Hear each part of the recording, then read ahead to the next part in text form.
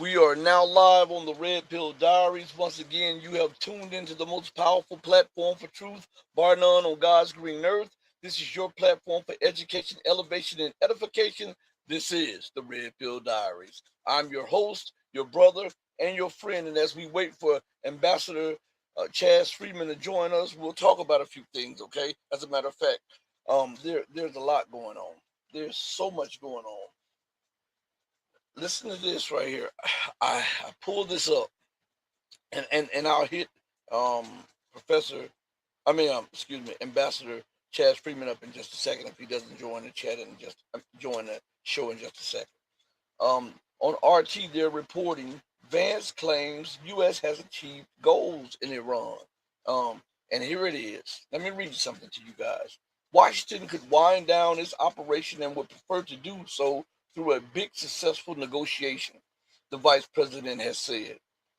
The U.S. has achieved its objectives in Iran, Vice President J.D. Vance has claimed, adding Washington could begin winding down its military operations against the Islamic Republic.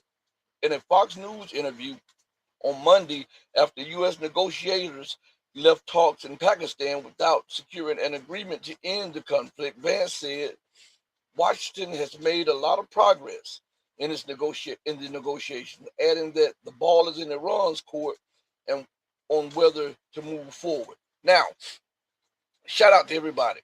Before I read any more of this, the negotiations that took place, it's actually something that people should take time to look at.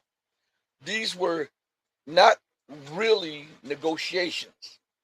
This was what sense and in whose mind do the losers get to dictate terms to the victor?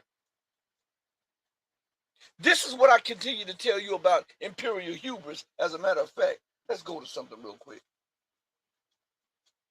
All right, and if he doesn't join us in a second, I'll hit him up. Okay. But I want to bring something up to you guys. All right. Shout out to M Sparks for the $2 super chat. Thank you so much, M Sparks, for the $2 super chat. I really appreciate it. Now, let's go for the definition of this meaning. Let's just put meaning. Okay. All right. Now,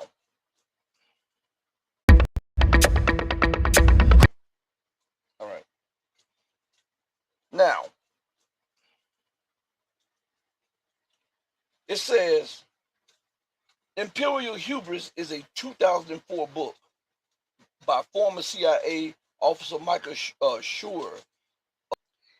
This is exactly what I'm talking about. When they went to the negotiations, the United States, if you listen to Vice President Vance, he continued to say, we gave our demands and our red lines and what we were going to do and what we were not going to do. That is not a negotiation. You present your position, true. But negotiations is give and take, right? And one with common sense would think that the person who's on the losing side takes, not negotiation. And here, let's go to something while we're talking, okay?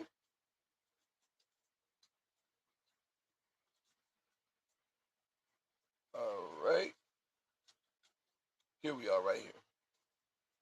Let me take this off the screen real quick because it's important that you understand these words.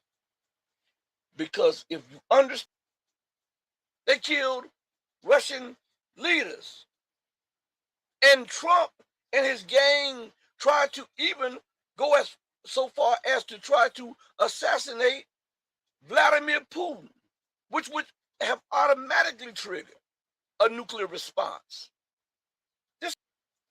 He no longer had chemical or biological weapons.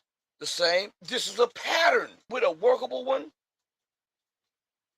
You never would have thought this 5-10 years ago when North Korea revealed that it had hypersonic weapons and the world laughed. Ha ha ha ha. That backwards nation doesn't have it. And now I was just reading a military paper a respected military, respected in the West, military journal, where they say that the new North Korean, we have Representative Chaz Freeman in the House today, and I want to give a thanks for him for joining us today. Greetings, sir, and Well, I my hope that you're pleasure. having a blessed and wonderful day. Not so bad so far. Hope you too are having a great day. Sorry about the delay. Apparently, we had a bit of confusion about the time zone. Your mic is a little low, I'm but not sure I I want can to do start much. off with the political. Oh, I can hear you now. I can hear you now. Okay. I want to start off before we talk about Iran.